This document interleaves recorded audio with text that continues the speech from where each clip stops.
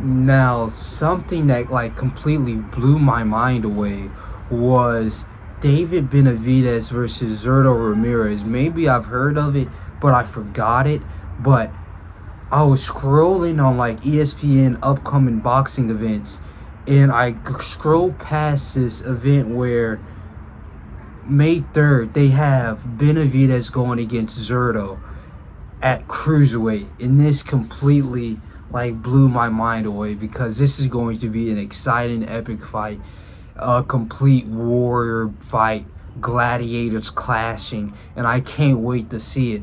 But I just wanted to give my two pieces on this situation where I feel like Zurdo's gonna get knocked out. I think, well, let me digress. Because Benavidez never really knocked out anybody at 175. But at he kind of lost his power. Because at 168, he was beating dudes completely into the grave. But at 175, it looked like his power was diminished. Now that he's going up against people closer to his size, he's like a 6'3" champion. I don't know his wingspan, but he's a huge dude. He was bigger than literally everybody that he fought. And that was kind of the reason Canelo never wanted to go and take that fight on, because how giant David Benavidez was compared to Canelo. But now he's going up against people his own size, and we're seeing less. They're still getting brutalized, but they're not really getting knocked out, knocked down, or anything. But with Zurdo Ramirez at 200 pounds, I just don't believe that he's going to be knocking out this giant in the ring. Because Zurdo is literally like from Mice Inman, is it called? I don't remember. He's just a huge freaking dude.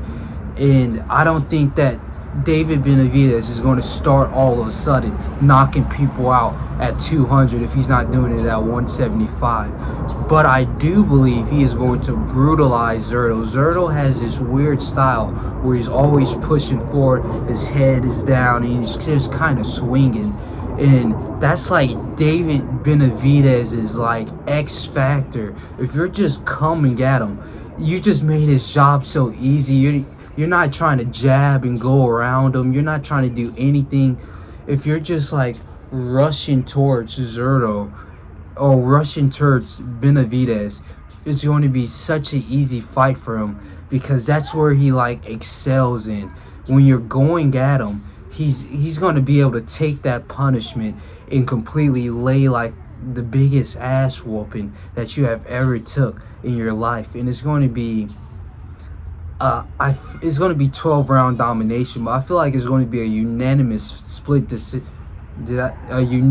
decision in David Benavidez's favor, simply because he has this weird ability to just keep throwing and throwing and throwing, and he never gets exhausted. It's the weirdest thing ever, how he never gets exhausted, and he's able to just not only take all the punishment, but give it 3, 6, 9 times better. And it's going to be one of those fights where you won't be able to take your eyes off of him, because every round is getting more and more exciting when David Benavidez is just throwing. And David Benavidez, he has the perfect jab, so Zurdo's just going to be walking towards him, and Benavidez is going to be jabbing him away, moving around. He has good circular movement, good, what do you call it, like vertical movement. He's able to move out the way. He's able to work his feet a lot better than Zurdo, the giant, can. Because, wait a minute, what does Zurdo mean in Spanish? I have no idea.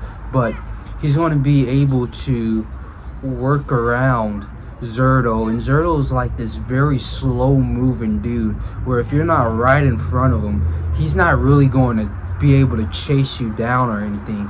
You're just going to have to, like, with Zurdo, he's just a slow pushing giant just trying to find his opponent. And with David Benavidez, yes, he's a big dude, but he's like still agile. He still has like some flexibility in him, and he's able to circle around his opponents pretty well.